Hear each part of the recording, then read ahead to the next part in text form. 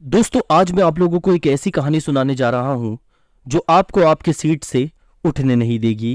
ये कहानी है डेविड की, एक ऐसे आदमी की जो जेल में फंसने के बाद 3 बार जेल से भागने की कोशिश करता है, लेकिन वो हर बार पकड़ा जाता है।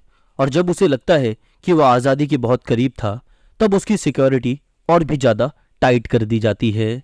क्या आपने कभी सोचा है कि एक आदमी जेल से भागने के लिए किस हद तक गुजर सकता है? और क्या आप लोगों को पता है कि इतनी कोशिशों के बाद भी क्या डेविड जेल से भाग पाया? ये जानने के लिए आप लोगों को ये वीडियो पूरा देखना पड़ेगा। तो बिना किसी देरी के चलिए शुरू करते हैं।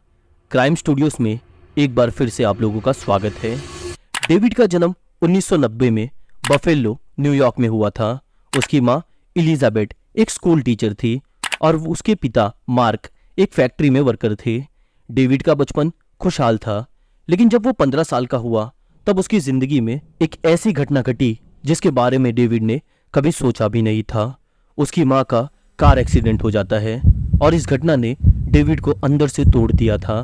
उसने देखा कि घर में पैसे की कमी है और जब घर में काफ़ी ज़्यादा परेशानी बढ़ने लगी और सर पे डेविड की माँ का हाथ भी नहीं था, तब डेविड गलत रास्ते की ओर निकल पड़ा।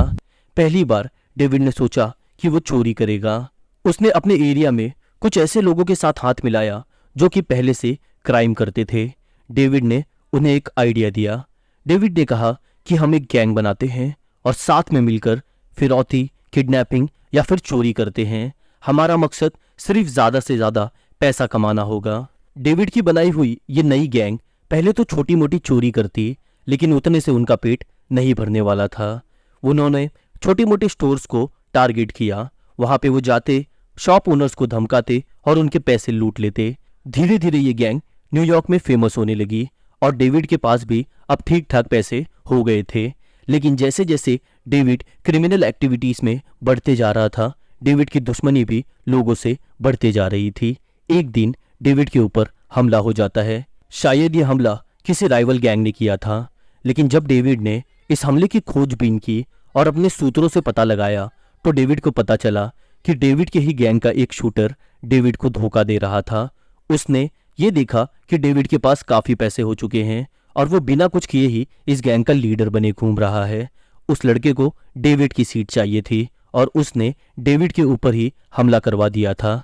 तभी डेविड ने सोचा कि उसे ये गैंग बंद करना पड़ेगा। उसने सोचा कि अब वो ये सारे गलत काम बंद कर देगा और एक शरीफ इंसान की तरह जिंदगी जिएगा। डेविड ने अपने ही इलाके की एक वेश्या से शादी कर ली। ये वेश्या का डेविड डेली कस्टमर था और उसे डेविड प्यार भी करता था। कुछ ही सालों के बाद डेविड को एक बेटी भी होती है। बड़े ही प्यार से डेविड ने अपनी बेटी का नाम एलिजाबेथ रखा। ये नाम उसकी माँ का था, जिसे वो शायद इस दुनिया में सबसे ज़्यादा प्यार करता था। कुछ सालों के बाद जब एलिजाबेथ बड़ी हो गई तो वो स्कूल जाने लगी। डेविड ने न्यूयॉर्क के one of the best school में अपनी बेटी का एडमिशन करवाया और वो खुद एक कारपेंटर की नौकरी करने लग गया। धीरे धीरे जब वक्त बीता तो डेविड को पता चला कि फिर से घर में उतने पैसे नहीं हैं जितने की उन्हें ज़रूरत है। एक दिन जब डेविड थक हार कर अपने काम पर से दारू के नशे में घर आता है, तब उसकी पत्नी उसे बताती है कि एलिजाबेथ को स्कूल से निकाल रहे हैं क्योंकि तुमने पिछले 6 महीने से स्कूल का फीस नहीं भरा है। डेविड ने अपनी बेटी के स्कूल का फीस भरने के लिए कुछ लोगों से पैसे उधार लिए और धीरे धीरे उसने अपनी दारू की भी आदत छोड़ दी।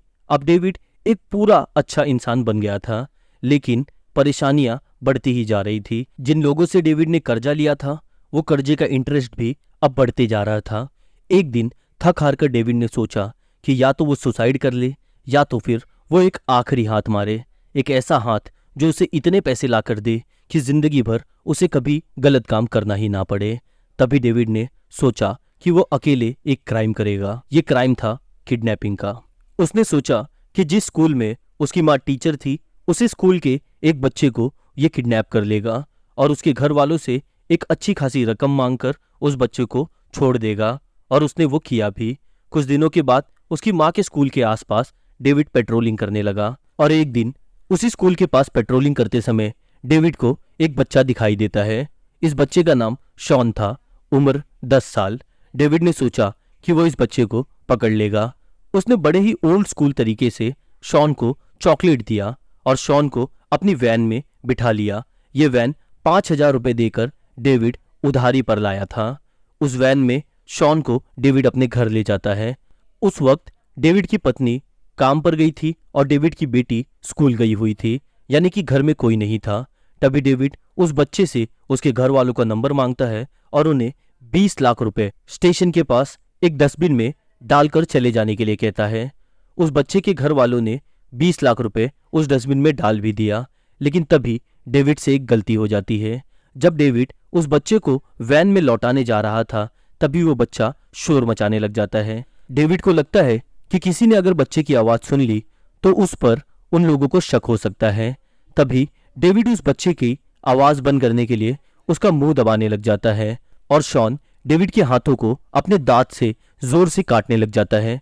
गुस्से में डेविड का हाथ कब शॉन के मुंह से उसके गले पे पहुंच जाता है, डेविड को ये पता भी नहीं चलता और डेविड ने शॉन का गला दबा दिया, जिससे शॉन की मौत हो जाती है। डेविड ने बड़े ही चालाकी से वो पैसे ले लिया और शॉन को उसी कचरे के डब्बे के पास फेंक कर चले जाता है। धीरे धीरे पुलिस इन्वेस्टिगेशन होती है। शॉन उसके माँ बाप का इकलौता बेटा था। वो लोगों ने अपनी एड़ी चोटी का जोर लगा दिया उस बच्चे के कातिल को पकड़ने के लिए। तभी पुलिस को सीसीटीवी फुटेज की मदद से डेविड की वैन का पता चल जाता है और डेविड की वैन से उस वैन के मालिक का, और उस मालिक की वजह से डेविड का पता भी पुलिस को चल जाता है। अब पुलिस डेविड को अरेस्ट कर लेती है और फाइनली डेविड को जेल की सजा हो जाती है। न्यूयॉर्क के ग्रीन हेवन प्रिजन में डेविड को 30 साल की सजा हो जाती है। जेल में डेविड का पहला दिन बहुत ही भयानक था। उसने देखा कि इस प्रिजन में गार्ड्स बहुत ही ज्यादा खतरनाक है। वो कैदियों को दिन भर मारा पीटा करते, गालियां दिया करते, सर्द में उन्हें फर्श पे लिटाया जाता और साथ ही साथ उनका यौन शोषण भी किया जाता। डेविड की जिंदगी इस जेल में बहुत ही मुश्किल से कट रही थी, लेकिन एक दिन डेविड को इस प्रिजन में एक दोस्त नजर आता है। इस इंसान का नाम था माइक, जो कि डेविड को पहले से ही जानता था। ये लोगों ने बहुत साल पहले साथ में चोरी चकारी की थी। डेविड माइक को देखते ही खुश हो जाता है। माइक भी इस जेल में मर्डर के केस में आया था।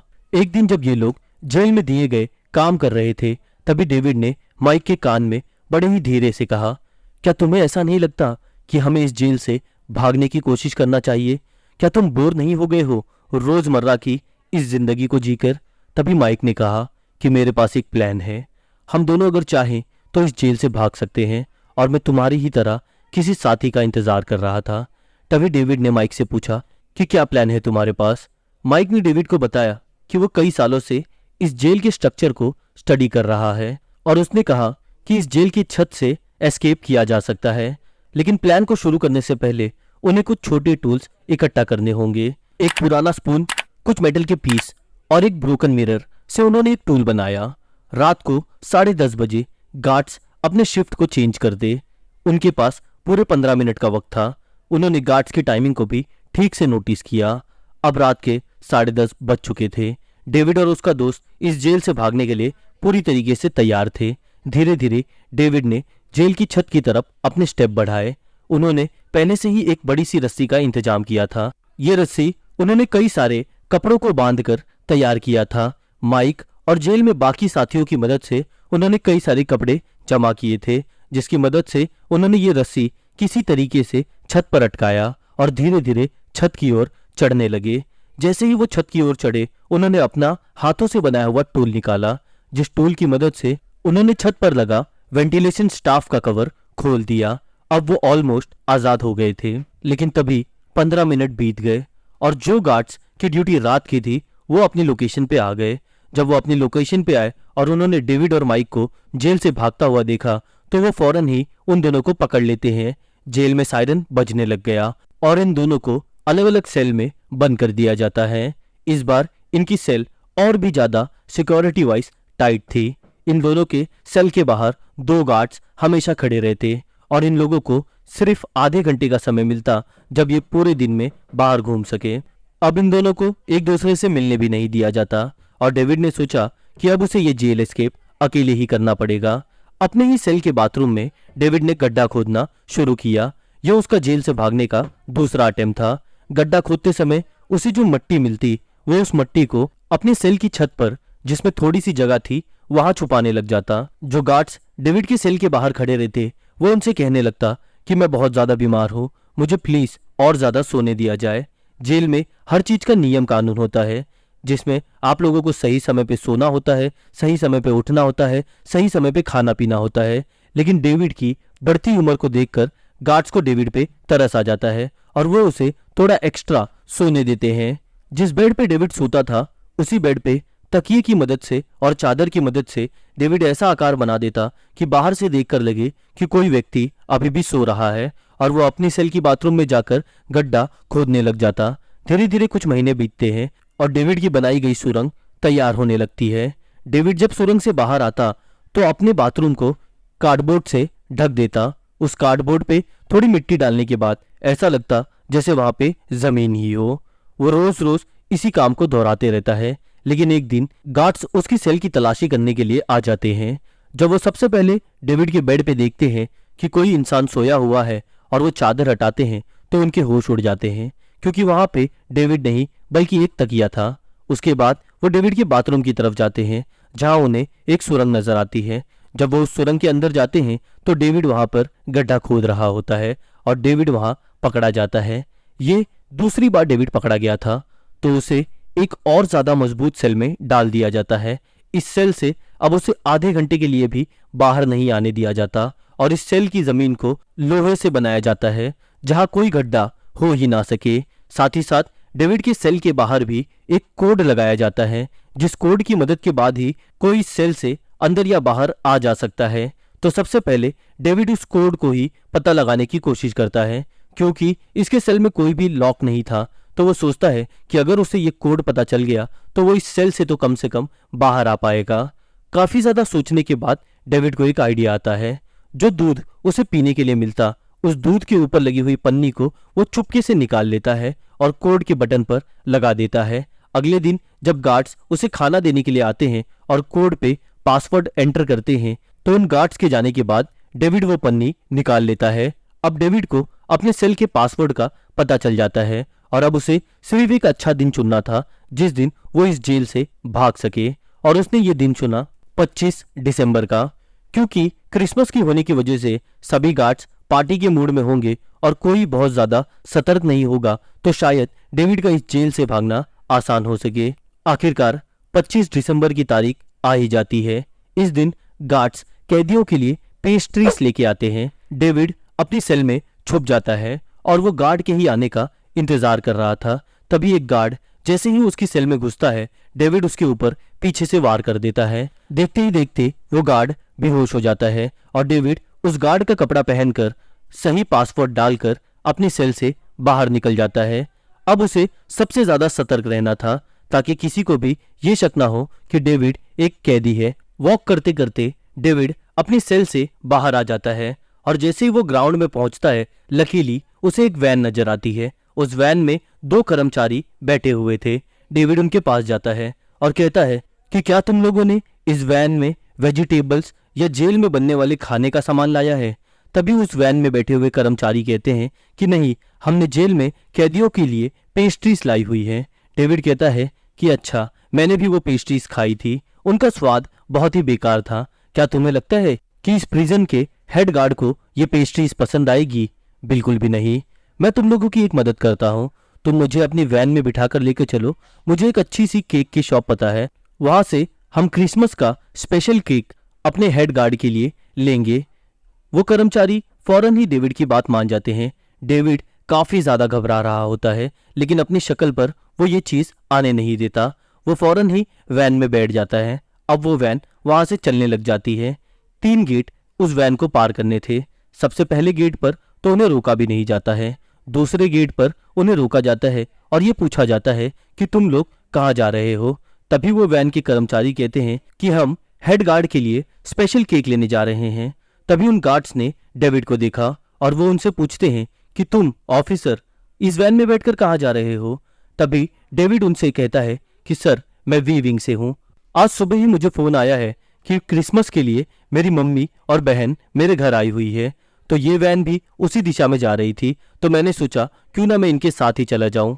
उस गेट पर डेविड की ज्यादा पूछताछ नहीं होती है, इसलिए वो वहां से भी बचकर निकल जाता है। लेकिन जैसे ही गेट 3 आता है, यहाँ पर डेविड की पूरी तलाशी ली जानी थी, क्योंकि ये इस प्रिजन का आखिरी गेट था और यहाँ से आने जाने वाली हर चीजों पर पूरी नजर रखी जाती थी।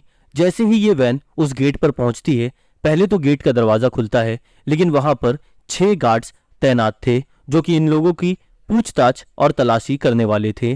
तभी डेविड ने उन कर्मचारियों के पेट पर उस ऑफिसर की गन रख दी जिसकी यूनिफॉर्म डेविड ने चुराई थी। डेविड ने उन कर्मचारियों से कहा कि गाड़ी रुकनी नहीं चाहिए, जो भी सामने आता है उसे उड़ा दो। मैं इस जेल का एक कैदी हूं जो कि इस जेल से एस्केप कर रहा हूं और मैं इस जेल से भागने के लिए खुद की भी जान ले सकता हूं और तुम्हारी भी। ड्राइवर्स अब घबरा जाते हैं और वो गाड़ी को तेजी से भगाने लग जाते हैं। गेट को बंद करने का इशारा किया जाता है, लेकिन तब तक ये वैन गेट से बाहर निकल चुकी थी। अब चेस शुरू होता है। डेविड के पीछे 5 अलग अलग पुलिस की गाड़ियां लगा दी जाती है। पुलिस कार की स्पीड डेविड की वैन से काफी ज्यादा तेज थी और वो धीरे धीरे डेविड की वैन के पास आते जा रहे थे। पुलिस की गाड़ी से बचने के लिए डेविड अपनी गाड़ी को ब्रिज पर चढ़ा देता है, जिसके नीचे एक बहुत ही गहरा समुंदर था। लेकिन पुलिस ने जब सोचा कि डेविड उनके हाथ नहीं आ रहा है, तो उन्होंने फाइनली फायरिंग कर दी। ये फायरिंग डेविड की गाड़ी के टायर पर जाके लगते हैं और ये वैन ब्रिज के ऊपर ही रुक जाती है। डेविड को लगता है कि अब वो पकड़ा जाएगा। तभी डेविड ने बड़े ही चालाकी से समुंदर में छलांग लगा दी। उसके बाद से आज तक डेविड कभी पुलिस को नहीं मिला और ताज्जुब की बात तो ये है कि पुलिस ने पूरे समुंदर को छान मारा, लेकिन उन्हें डेविड की लाश तक नहीं मिली। इसीलिए पुलिस को ये तक नहीं पता था कि डेविड जिंदा है या मर गया। कुछ लोगों का ये कहना है कि डेविड के लोग पहले से ही समुंदर में उसका इंतजार कर रहे थे और जब डेविड उस समुंदर में कूदा तो वो उसे लेकर अपने साथ चले गए। डेविड जिंदा है, इस बात का इशारा ये बात भी करती है कि डेविड के गायब होने के 2 साल के बाद न्यूयॉर्क शहर से डेविड के बीबी और बच्चे भी गायब हो गए।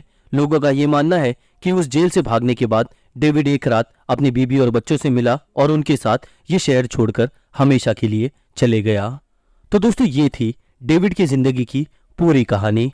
आप लोगों को ये कहानी कैसी लगी है कमेंट में जरूर बताएं। अगर आप लोगों को ये वीडियो पसंद आई है तो इस वीडियो को लाइक करें, इस चैनल को सब्सक्राइब करें। मैं मिलता हूं आप लोगों से अगले वीडियो में, तब तक के लिए अलविदा।